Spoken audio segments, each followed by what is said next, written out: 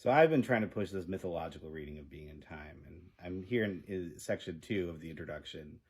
And I mentioned that there, Heidegger is actually going to mention the word myth in a kind of critical way. So I want to talk about that some in terms of the discussion we were having in the previous video on questioning.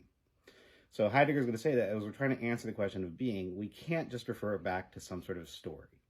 And this is the exact thing he'll say. He'll say the first philosophical step in understanding the problem of being consists in avoiding the muthontina diegesthai, which means just telling some kind of story. Now, that's another quote back to Plato's Sophist. So the same place where I've been getting the quotes on the Gigantomachia from, this is where he's quoting from. And it's interesting to look at that context. There, Plato, or this Eleatic stranger, is mentioning that a lot of his predecessors, his philosophical predecessors, would often just explain what being is by telling some kind of story about its origins. And this is actually going to lead into the part where he talks about the Gigantomachia, but it's also going to lead into another mythological story, the so-called parricide, or death of the father. Very dramatically, and Heidegger's going to make a big deal of this in his Sophist lectures, Plato, or rather the Eleatic stranger, will say, look, if we're going to do what we'd have to do, we might end up killing the father. The father in question here is Parmenides, but that's a different story. That ends up referring back in a lot of ways to the Titanomachy, the battle between the Titans. And I think I would love to go down this rabbit hole, but I'm not going to. There's a whole rabbit hole where you could think about the Titanomachy versus the Gigantomachy in terms of matrilineal or patrilineal and matrilineal stories, but I'm not going to go down that rabbit hole here. But I want to point out that Plato, even as he's criticizing just telling some kind of story, is actually interweaving two stories from what we would call mythology. Now, is that relevant to Heidegger or not? Well, if we look at the specific context that Heidegger is bringing this up in here, it's going to actually be quite helpful. So what does it mean for him to tell a story?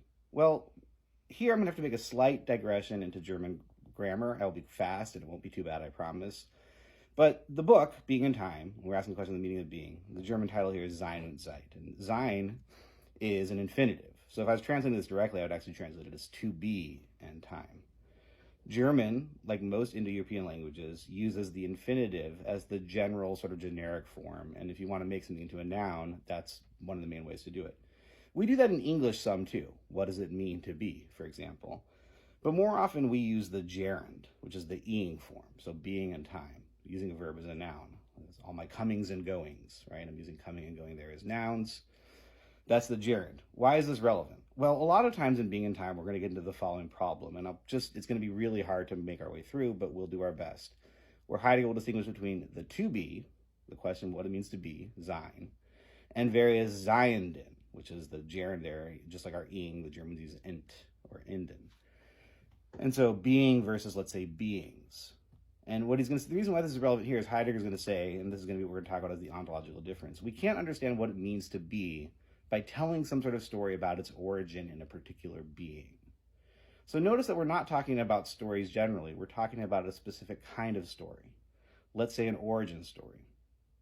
When I said that I think Heidegger is mythological in the wrong ways, I think one of the ways in which he is mythological, and which he's pointing it to here a little bit, is, let's say, an overemphasis on a certain kind of origin story. Certainly origin stories are super important in mythology, but they're not the only thing going on in mythology, and I think a lot of times in philosophy, they end up being the only thing going on in mythology. There's also, and I'll talk about this in later videos, different kinds of origins. We might distinguish between origins that have to do with, let's say, sovereign power. I might talk about these, just to use a rough and ready term, as genealogical origins, versus, let's say, causal origins, which we might call etiological origins. So we've got different kinds of myths, different kinds of origins, and not all of them are going to involve are going to involve origins either. Heidegger here is criticizing a very specific thing. The way in which an origin of a particular being is used to exhaust what it means for something to be. And he's right that Plato criticizes that in the Sophist. He'll then go on to make a distinction between mythos and logos, myth and logic, let's say. That's a pretty bad way to translate it, but this becomes sort of a very common trope. It's going to be combined with the trope of the Enlightenment, the trope that connects, let's say, superstition or dogma, and later on this will be called myth too, against critical reason. They actually function very differently, and I think they get conflated in ways that end up being really interesting and problematic. So anyway, there's a lot more I could go down this rabbit hole, but I want to point out that here, what's really being, I'm going to criticize the right word, what's really being invoked is the way in which a certain kind of myth, right, telling what something is through its origin, something else, is being used and is being juxtaposed, not against any stories at all, but against other stories. So a move, and this will happen in Plato, this is where we get to the gigantomachy, a move between origins to a move with conflicts or relationships. And that's, I think, going to be the relevant way in which mythology is going to show up here.